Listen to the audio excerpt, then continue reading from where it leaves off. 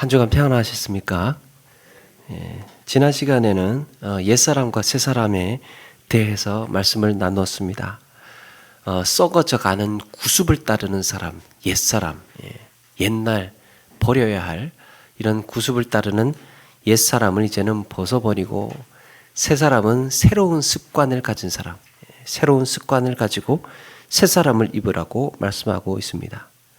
그리고 이어지는 오늘 말씀이 이제 새롭게 창조된 이 새 사람이 새로운 성도의 삶에 있어서 특별히 경계해야 할 것이 무엇인가를 말씀합니다.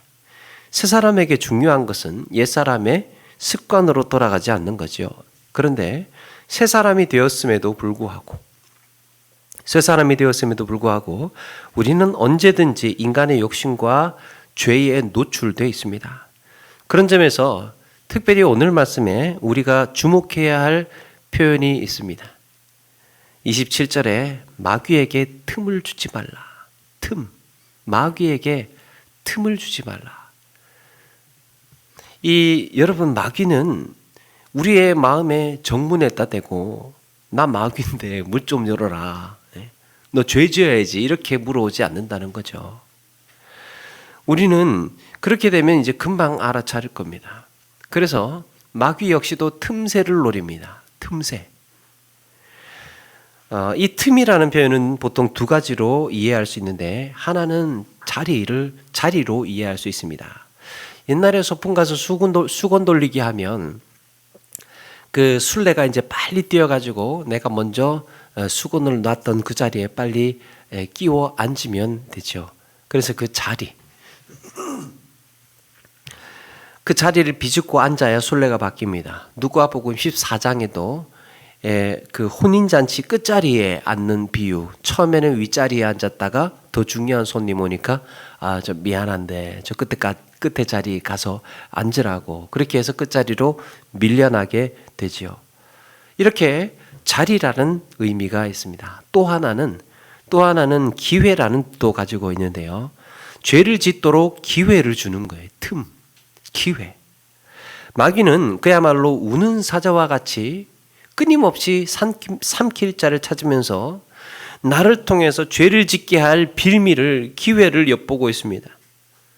저는 이 마귀에게 틈을 주지 말라라는 말을 묵상을 하다가 제가 어릴 때 살던 시골집이 생각이 났습니다. 제가 살던 집은 흙벽돌로 지어진 옛날 기와로 만들어진 전형적인 시골집이에요. 방이 얼마나 작은지요? 장롱이 방의 4분의 1 정도를 차지할 정도입니다. 그래서 어머니는 그 방을 나중에 두고 기역자 방이라고 이야기했습니다. 기역자 방. 장롱 하나 들어오니까 방이 기역자가 된다고 그래가지고. 제가 중학생이 되어서 새로운 집으로 이사를 하기 전까지 거기서 6 식구가 살았는데요. 그 방이 얼마나 기가 막힌 방이었나 하면 방이 기울어진 운동장처럼 방이 이렇게 경사가 기울어져 있습니다. 방에 구슬을 놓으면 아래쪽으로 또르르 굴러가는 그런 경사 있는 방이었습니다. 문제는 겨울이에요. 겨울. 아랫목에 군부를 떼면 뜨거워서 이제 아랫목 그 부분만 뜨거워서 발을 디딜 수가 없고, 그래서 시골에 군불 떼는 방 보면 그렇지 않습니까? 장판 하나만 이렇게 새카맣게 한쪽만 되어 있고, 그래서 아랫목은 그렇게 뜨겁고, 또 거기에 그 아랫목 좋은 자리에는 감을 삭힌다고, 또 저희가 감나무 꼴 아닙니까? 감을 삭힌다고 단지 큰 단지를 그냥 갖다가 겨울에 된장 고추장 담는 이만한 단지를 갖다 놓고 거기에 자리를 차지하고 있었고, 그런데 또 윗목에는 황소바람이 들어와 가지고 외풍이 얼마나 센지 냉골이 갑자기 공기는 차가워지고, 그래서 한쪽에는 뜨겁고 한쪽에는 입김이 나는, 이불 덮으면 입김 나는 그런 방이었습니다. 아침에 일어나면 걸레가 얼어 있습니다. 걸레 어는 방 아시죠? 방문도 문고리 방이에요. 창살이 있는 문종이 발라서 문종이 발라서 문고리.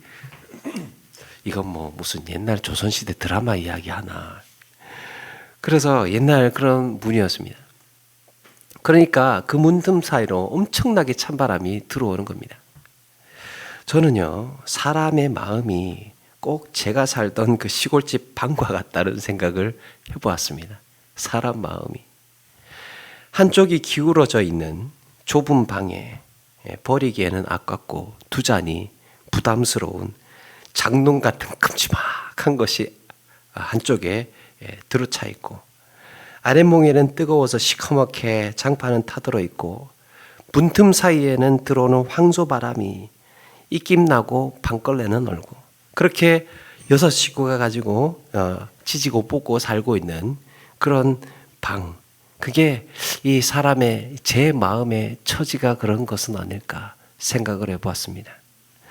여러분들의 마음은 어떻습니까? 어딘가 한쪽으로 기울어져 있고 버리지 못하는 부담스러운 뭔가가 숨막히게 자리를 차지하고 있고, 한쪽은 뜨거워서 건드리지도 못하고, 그럼에도 내 마음의 빈틈을, 내 마음의 그 빈틈을 새어 들어오고 있는 그 차가운 바람, 나는 막아내지도 못하고 입김 나는 그런 싸늘한 방.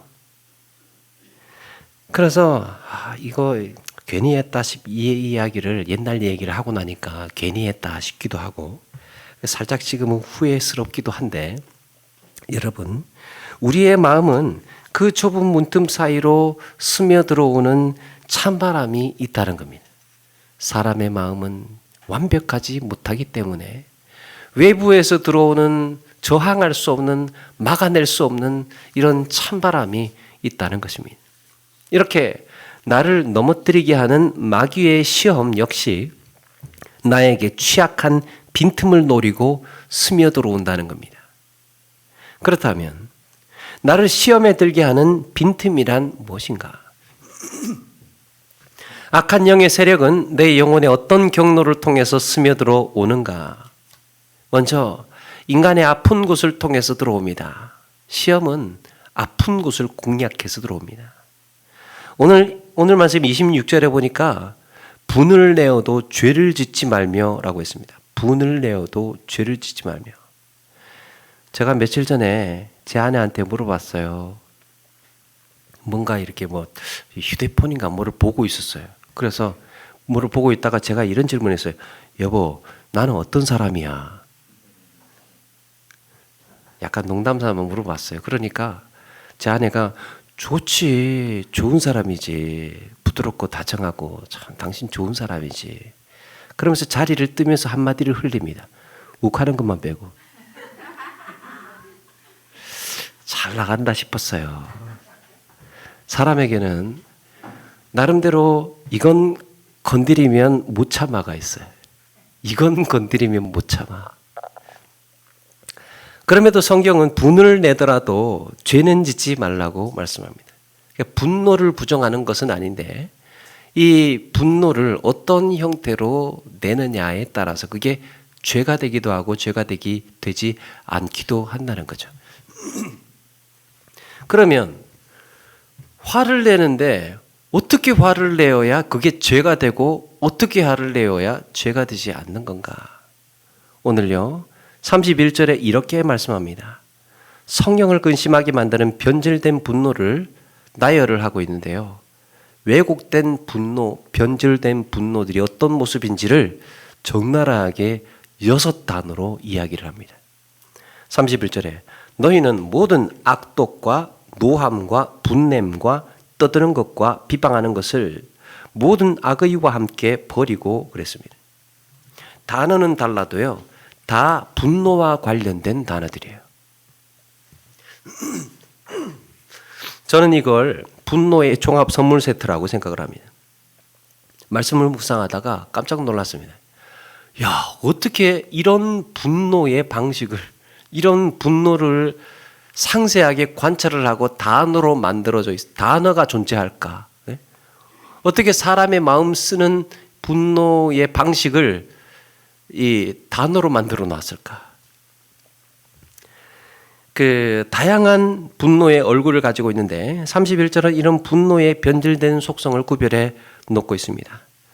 분노가 죄로 이어지는 구조를 나열해 주고 있는데요. 분노가 어떻게 왜곡이 되어서 죄로 이어지는가? 첫 번째 보니까 악독이라고 했습니다. 악독. 이 악독을 사전에 찾아보니까요. 마음이 흉악하고 독살스럽다라고 풀이를 했습니다. 흉악하고 독살스럽다. 그러면 독살은 뭐냐? 독살. 마음이 독하고 모진 기운을 말합니다. 독하고 모진 기운. 마음 상태가 뭔가 전투적이고 사나운 기운을 가지고 있는 거예요. 마음의 기본적인 상태가 전투적인 상태를 가지고 있습니다. 말을 한마디 해도 매섭게 말을 하고요. 비난을 해도 가차없이 쏘아댑니다. 악독. 이 악독이라는 단어의 피크리아라는 헬라어 단어의 특성은 악독이라는 이 헬라어 단어의 특성은 항상 분노해 있는 것이 포인트예요. 항상 분노해 있어요. 분노의 항상성, 늘 분노해 있는. 분노라는 감정이 내 성품의 기반으로 이제 어느 세월에 깔려 있는 겁니다. 마치 끓기 직전에 물처럼 조금만 거슬리면 확 끓어오릅니다. 조금만 거슬리면. 여러분, 못되고 나쁜 짓이 악독이 아니라 여기서는 항상 분노의 언저리에서 건들면 폭발할 것 같은 감정이 체질이 되어 있는 상태를 여기서는 악독이라고 합니다.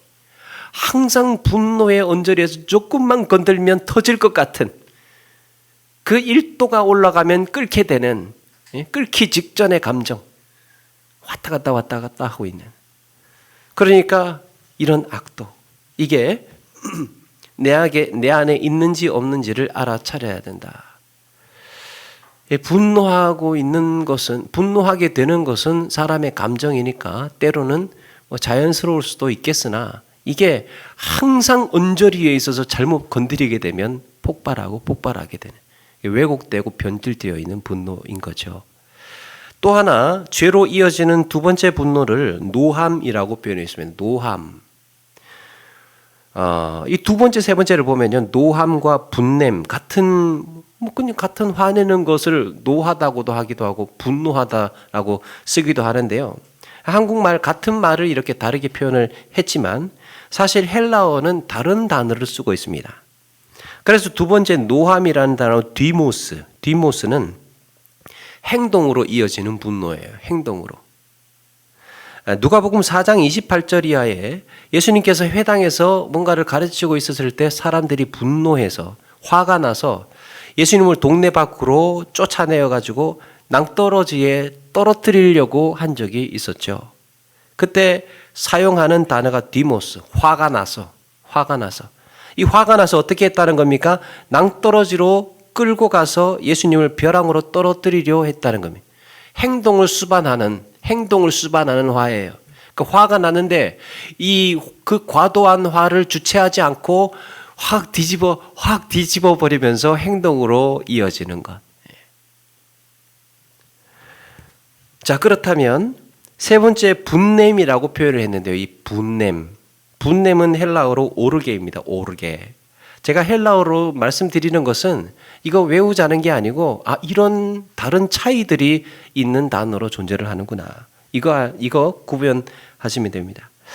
자, 이거는요. 이 분냄은 내면화되는 분노입니다. 내면화. 속으로 삭혀 들어가는 분노. 속으로 들어가는 것.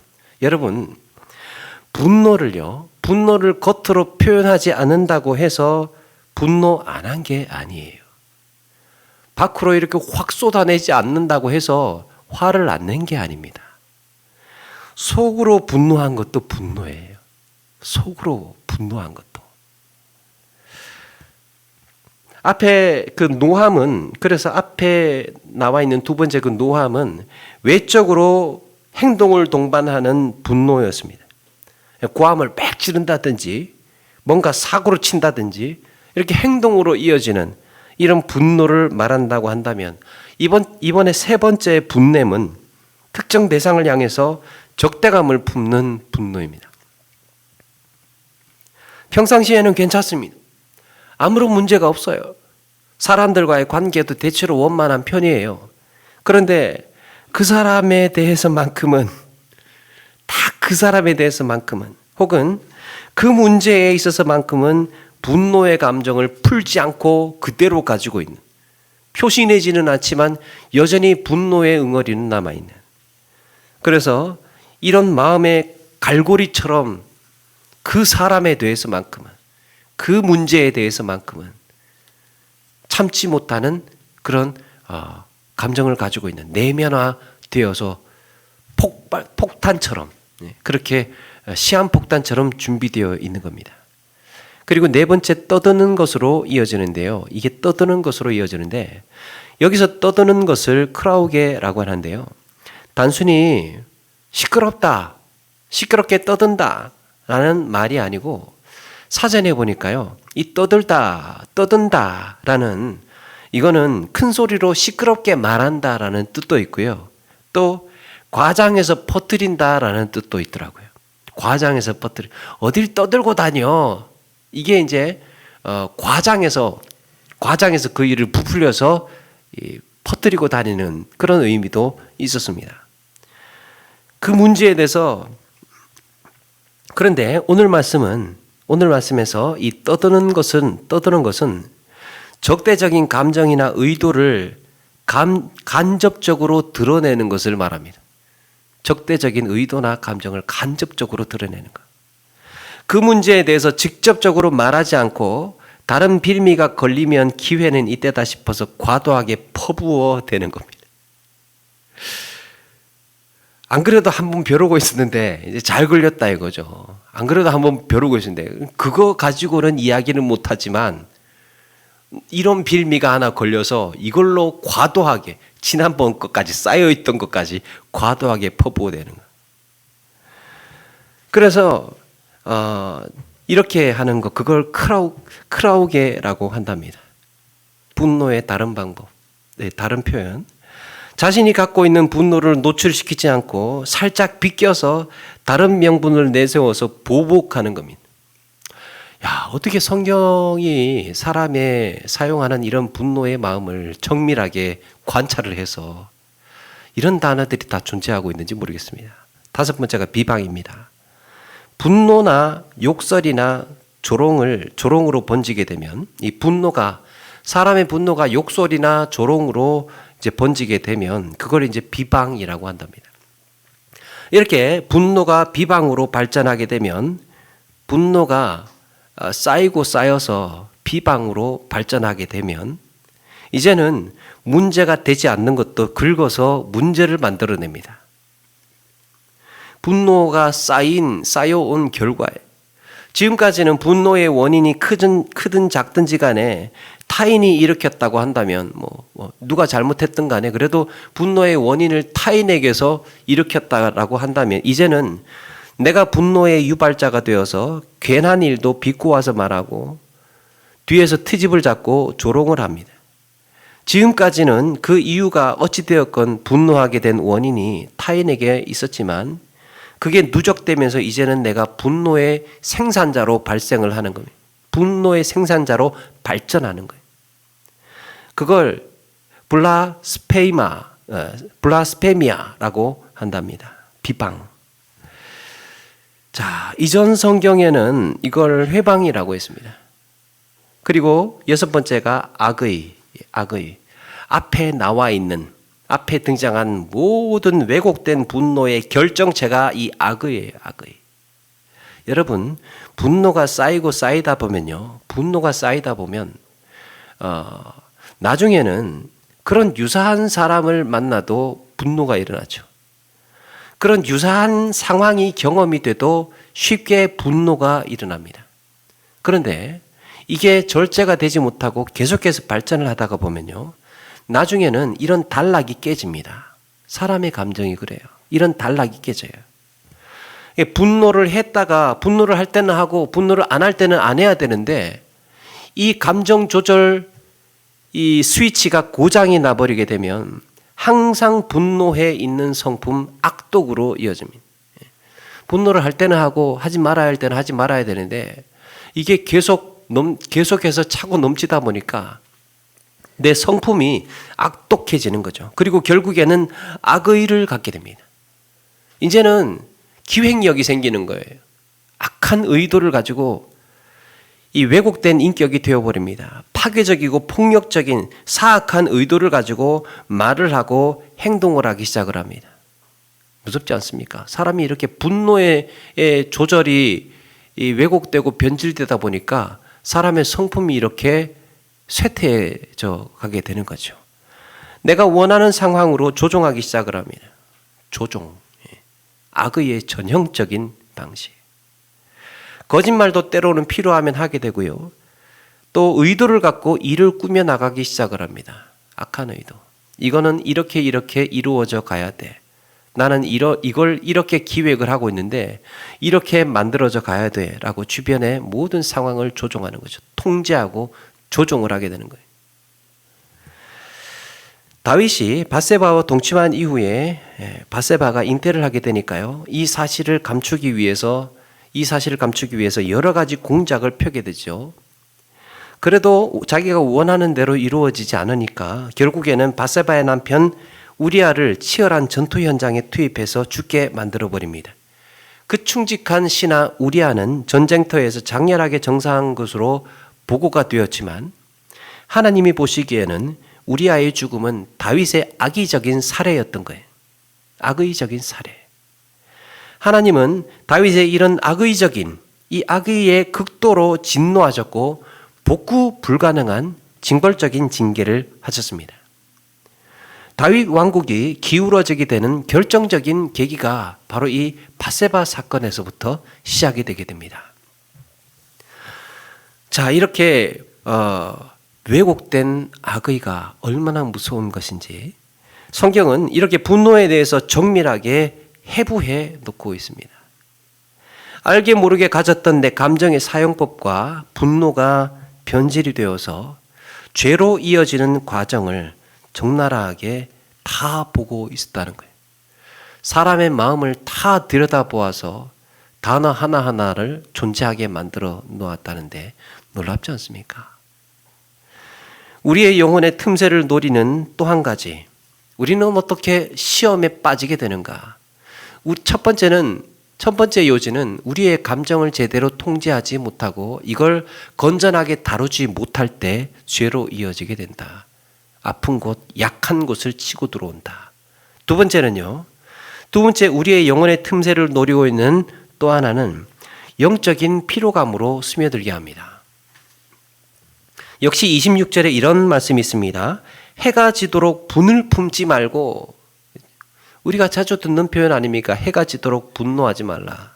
그런데 여러분, 이 말씀을 해가 지기 전에 오래오래 분노를 담아주지 말고 빨리빨리 풀어내야 도움이 된다. 이렇게 그냥 하나의 권면, 단순한 권면으로도 이해할 수 있지만 마음의 분노를 해가 지기 전에, 해가 지고 나서도 계속해서 품고 있다는 말은 뭡니까? 마음의 분노를 오래 품고 있다 보면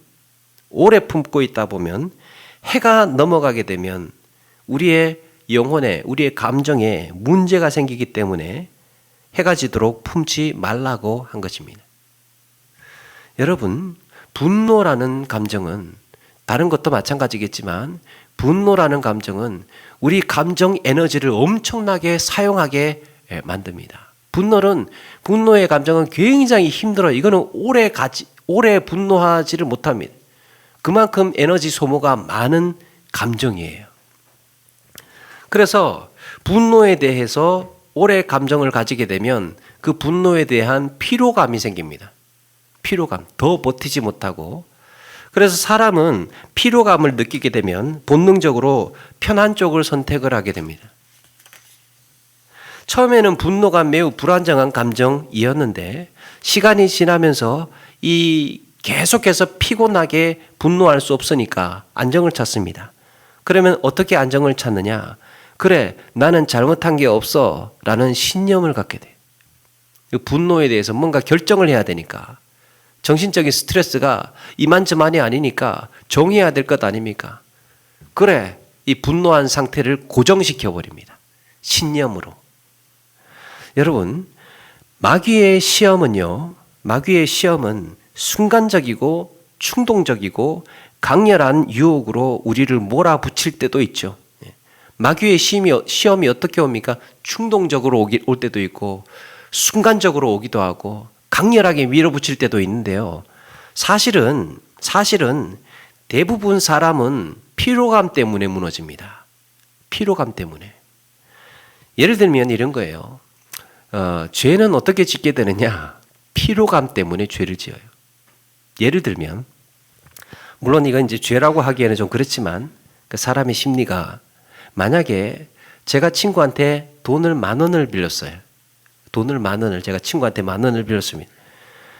그런데 하루가 지났을 때 나는 이걸 빌렸으니까 갚아야지 이런 생각을 가지고 있을 것 아닙니까? 근데 하루가 지났을 때 갚아야 되겠다라는 생각하고 1년이 지났을 때 갚아야 되겠다라는 생각하고 어느 쪽이 더 강하겠습니까? 하루가 지났을 때 갚아야 되는 생각이 더 강하죠. 1년 정도가 지나면 10,000원 정도는요, 내가 빌렸나? 이렇게 됩니다. 그리고 나서 한 10년이 지나면 내가 빌렸다는 사실조차도 잊어버려요. 이게 뭐냐? 돈을 빌리는 순간 나는 이걸 갚아야 된다는 윤리적인 피로감, 윤리적인 스트레스에 놓이게 됩니다. 윤리적인 스트레스. 나 이렇게 해야 돼. 갚아야 돼. 이런 스트레스를 가지고 있는 거예요. 근데 그 스트레스를 계속해서 가질 수는 없잖아요. 어느 순간 빨리 해소를 해야 됩니다.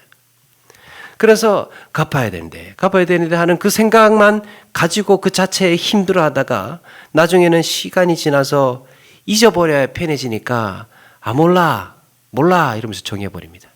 사람의 모든 행동이 이런 식의 피로가 들면 뭔가 어떤 강압적인 스트레스를 받게 되면 사람이 피로감이 밀려오고 거기에 대해서 내가 편한 쪽으로 정해버리게 됩니다. 또 어디에 길을 가다가 지갑을 줬어요. 지갑을 주었는데 처음에는 당황하죠. 망설이죠. 이거 어떡하지? 주인 돌려줘야 되나 말아야 되나? 주인 돌려줘야 되나 말아야 되나? 그런데 이걸 가지고 있는 시간이 길어지면 길어질수록 타협을 하기 시작합니다. 그냥 돈만 빼고 버릴까? 타협하기 시작을 하는. 오래 가지고 있으니까 이걸 어떻게 해야 하나? 그 스트레스가 계속해서 쌓이다 보니까 피로감이 생기는 거죠. 피로감이. 그런 압박을 받으면서 어떻게든 정해야 하는 순간이 올 때 여러분 마귀가 노리고 있는 틈이에요. 마귀가 노리고 있는 틈. 그래서 마귀는요 힘들게 피곤하게 버티고 있는 사람에게 이렇게 물어온다는 겁니다. 힘들지. 안 그래도 힘든데 안 물어봐도. 그런데 힘들잖아. 그러니까 그만하면 됐어. 이만큼 버텼으면 됐지 뭘. 응? 미련하게 버티고 있어. 이제는 네가 편한 대로 해. 힘드니까. 이런 피로감으로 사람의 마음을 넘어뜨리기 위해서 다가온다는 거예요. 또 배고픈 사람한테는 그 배고픔에 대해서 물어옵니다. 배고프지? 사탄은 40일 동안 금식을 하신 예수님께 찾아오셔서 이 돌을 떡덩이로 만들어서 먹으라고 이야기를 합니다. 그만하면 됐고 이제 간단하게 예수님의 능력 쓰라는 거예요. 40일 동안 금식했으면 됐지. 이제는 떡 만들어서 편하게 이제 배불리 먹으라고 가르쳐주고 있는 겁니다. 배고픈 사람에게는 배고프지 않느냐. 그러니까 이렇게 해도 된다. 힘든 사람에게는 너 힘들지 않느냐. 그러니까 그만둬라. 그렇게 물어온다는 거예요. 죄를 그런 식으로 우리의 피곤해 있는 우리에게 피로감을 느끼고 있는 그 부분을 치고 들어오는 겁니다. 외로운 사람에게는 너 외롭지? 접근해 옵니다. 그래서 그래 외로우니까 그래도 돼. 마귀는 이렇게 자신이 처한 상황에 집중하게 만듭니다. 자기가 처한 상황.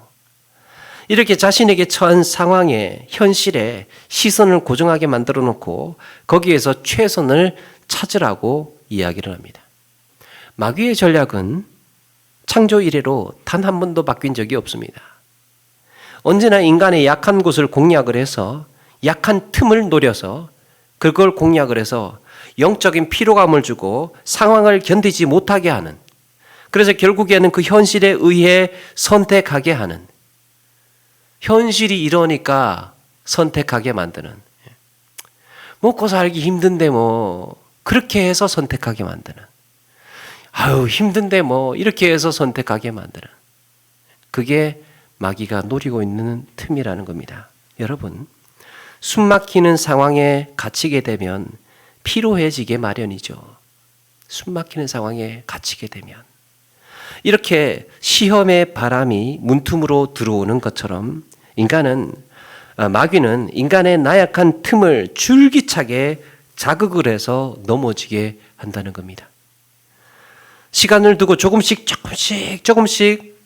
내 영혼에 피로감을 주고 분별력을 잃게 만들어 버리는 거죠. 혼미해지게 만드는 겁니다. 상황에 몰입하게 만들어서 분별력을 상실하게 만드는, 그러니까 그 상황 때문에 어쩔 수 없이 선택을 할 수밖에 없도록 만들어 버리는 겁니다. 이런 점에서 여러분, 상황 판단이라고 하지 않습니까? 상황 판단이라는 말이 경우에 따라서는 필요할 수도 있겠으나 우리는 상황 분별할 수 있어야 합니다. 상황을 분별할 줄 알아야 됩니다. 이것이 내 분노에 못 이겨서 하는 선택인가? 이것이 내가 정말 궁핍해서 하는 선택인가? 이것이 정말 내 상황이 어쩔 수 없어서 하는 선택인가? 이것이 정말 내가 아프기 때문에 하는 선택인가? 이것이 내 영적 피로감 때문에 주저앉게 하는 선택인가? 분별할 수 있어야 된다는 겁니다.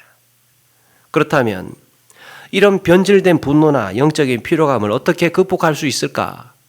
우리는 우리의 허술하고 연약한 약한 이런 마음의 틈새를 노리고 들어오는 이런 찬바람처럼 이런 시험을 우리는 어떻게 막아낼 수 있을까? 빌립보서 4장 11절에 이렇게 말씀합니다. 바울이 내가 궁핍함으로 말하는 것이 아니라 어떤 형편에서든지 나는 자족하기를 배웠노니 나는 비천에 처할 줄도 알고 풍부에 처할 줄도 알아. 모든 일 곧 배부름과 배고픔과 풍부와 궁핍에도 처할 줄 아는 일체의 비결을 배우노라. 이게 무슨 말입니까? 나는 어떤 상황에 처해진다고 하더라도 자족할 수 있어.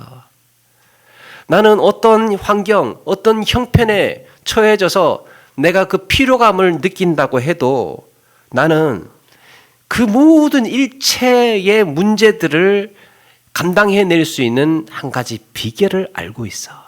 그 얘기하는 겁니다. 한 가지 비결을 알고 있어. 그렇게 해서 이어지는 빌립보서 4장 13절의 말씀. 내게 능력 주시는 자 안에서 내가 모든 것을 할 수 있느니라.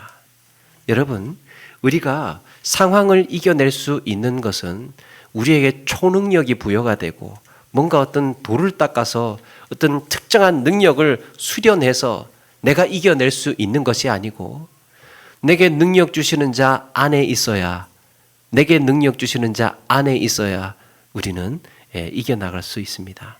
그 비결이라고 이야기를 하는 겁니다. 사도 바울은 지금 자신이 처한 상황에 피로감을 느끼지 않고요, 오히려 이 모든 상황을 자유롭게 넘나들고 있습니다. 배고프면 배고픈 대로, 또 풍부하면 풍부한 대로, 잘 나가면 잘 나가는 대로, 안 되면 안 되는 대로, 결핍되면 결핍되어 있는 대로, 건강하면 건강한 대로, 아프면 아픈 대로, 그 모든 형편과 처지 속에서 이걸 그냥 의연하게 자유롭게 넘나들고 있습니다. 자유롭게 그러니까 자기에게 주어진 이 모든 상황에 마음이 뒤집어지거나 요동하지 않고 그냥 유유자적하게 넘나들고 있습니다. 그 비결이 뭐라는 겁니까? 내게 능력 주시는 예수 그리스도 안에 있기 때문이라는 거예요. 내게 능력 주시는 예수 그리스도 안에 있기 때문에 인간에게 우리에게 문제가 뭡니까? 우리에게 문제 상황 안에 갇혀 있기 때문에 문제 아닙니까? 이 상황이 전부인 것처럼 그래서 나는 이 상황에서는 이런 선택과 결정을 할 수밖에 없어. 힘드니까, 아프니까, 슬프니까, 또 돈 없으니까, 배고프니까. 그래서 나는 이런 결정을 할 수밖에 없어. 그거는 상황 안에 갇힌 선택이라는 거죠.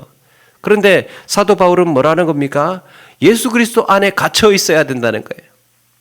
그리스도 안에 갇혀 있어야, 내게 능력 주시는 그리스도 안에 갇혀 있어야 우리는 안전할 수 있다는 겁니다. 시험의 바람을 막을 수 있는 유일한 피난처, 마귀에게 틈을 주지 않을 수 있는 유일한 방법, 바로 그리스도 안에 갇히게 되는 것. 사람의 마음은 틈이 없을 수가 없죠. 완벽하지 않기 때문에 아픕니다. 때로는 또 피로합니다. 때로는 넘어집니다. 우리 누구나 약점을 가지고 있어요. 틈이 있습니다. 시험에 안 들래야 안 들 수 없는 이런 황소바람 같은 틈들이 다 우리의 마음은 그렇게 허술하고 연약하게 있다는 겁니다. 그런데 예수 그리스도 안에는 철옹성 같은 빈틈없는 완전한 안정감이 있는 피난처라는 겁니다. 내 아픔을 돌보지 않고 영적인 피로감을 그대로 방치해 두다 보니까 매번 시험에 넘어가고 사탄에게 넘어가고 그렇게 실패하게 되고 기회를 주게 되는 거죠. 오늘 말씀 32절에도 이렇게 말씀합니다. 하나님이 그리스도 안에서 너희를 용서하심과 같이 하라. 그리스도 안에서. 사랑하는 여러분, 우리의 아픔이 변질된 분노로 발전하지 않기 위해서는 그리스도 안에 있어야 합니다. 그리고 내게 보이신 주님의 용서와 위로를 믿어야 합니다.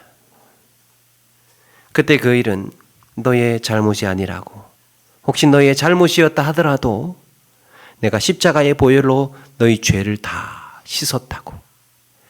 그래서 이제는 지난날 아픔의 노예가 되지 않아도 된다고 하시는 우리 주님의 허락을 믿어야 합니다. 이제는 현실에 갇히지 않고 내 안에 거하라.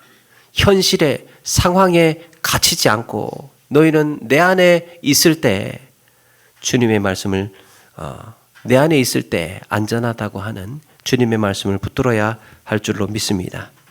그저 약하고 상처 많은 내 마음을 이 모진 찬바람 막으려고 하다가 영적인 피로감이 더해지고 그저 현실에 갇혀서 살 수밖에 없었던 우리 스스로를 다시 한번 돌아보면서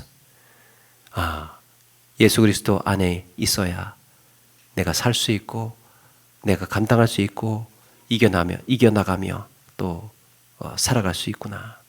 이런 우리의 이 윤리적인 피로감에, 영적인 피로감에 쓰러지거나 넘어지지 않을 수 있구나. 상황에 의존해서 판단하지 않을 수 있구나. 할 수 있다는 겁니다.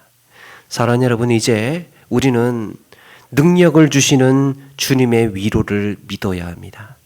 그리고 주님 안에서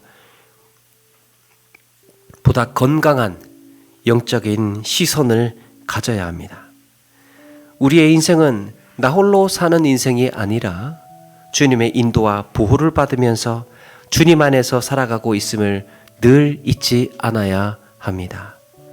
이렇게 마귀의 시험에 틈을 주지 않고 매 순간 공급하시는 우리 주님의 능력 안에서 하루하루 치유되고 성장해 가시는 저와 여러분 되기를 주님의 이름으로 축원합니다. 주 사랑이 나를 숨쉬게 해 세상 그 어떤 어려움 속에도 주 은혜로 나를 돌보시며 세상 끝날까지 지켜주시네. 주 사랑이 나를 이끄시네. 주 사랑이 나를 이끄시네. 내가 갈 수 없는 그곳으로 주의 사랑 나를 붙드시면 세상 끝날까지 인도하시네. 주님만이 내 아픔 아시며 주님만이 내 맘 어루만지네. 어느 누구도 나를 향하시 주님의 사랑을 끊을 수 없네. 주님만이 내 능력이시며 주님만이 나의 구원이시네. 어느 누구도 나를 향하신 주님의 사랑을 끊을 수 없네. 우리 한 번 더 고백하면서 준비한 예물 드리겠습니다. 나를 숨쉬게 해 세상 그 어떤 어려움 속에도 주 은혜로 나를 돌보시며 세상 끝날까지 지켜주시네. 주 사랑이 나를 이끄신 사랑이 나를 이끄시네. 내가 갈 수 없는 그곳으로 주의 사랑을 붙드시며 세상 끝날까지 인도하시네. 주님만이 내 아픔 아시며 주님만이 내 맘 어루만지네. 어느 누구도 나를 향하시 주님의 사랑을 끊을 수 없네. 주님만이 내 능력이시며 주님만이 나의 구원이시네. 어느 누구도 나를 향하신 주님의 사랑을 끊을 수 없네. 네, 우리 오늘 말씀 기억하면서 잠시 한번 기도하며 나가기를 원합니다. 사탄은 우리에게 어느 곳이 힘드냐고, 어느 곳이 피로감을 느끼냐고 우리에게 거래를 하자고 다가올지도 모릅니다. 힘드니까, 어려우니까, 고통스러우니까. 그래서 이렇게 해도 된다고 우리에게 물어올지 모릅니다. 그러나 우리 오늘 우리 주님 안에 있기로 결단하고 다짐합니다. 우리가 어떤 형편과 처지에 놓여진다고 하더라도 자족하는 마음을 배우고 일체의 비결을 아는 사도 바울의 고백처럼 하나님, 우리 어떤 상황과 형편에 놓여진다고 하더라도 상황 때문에 판단하지 않고 상황에 의존해서 결정하지 않는, 정말 이것이 하나님의 말씀 안에서 어떻게 분별해야 할 것인지를 먼저 깨닫게 해주시고 이 땅에 살아가는 동안에 우리의 모든 현실을 그렇게 지혜롭게 이겨나갈 수 있도록 해달라고 우리 같이 한번 합심해서 다짐하고 결단하며 이겨나가기를 원합니다. 오늘 우리 찬양의 가사처럼 우리 주님의 사랑이 나를 숨쉬게 하고 세상에서 그 모든 어떤 어려움들 속에서 우리 주님의 은혜로 이겨나가기를 원합니다. 우리의 마음을 그렇게 붙들어 주시고 우리 굳은 아름다운 견고한 신앙의 삶으로 성숙한 그리스도인으로 살겠습니다. 같이 한번 다짐하고 결단하며 잠시 기도하며 나가겠습니다. 사랑과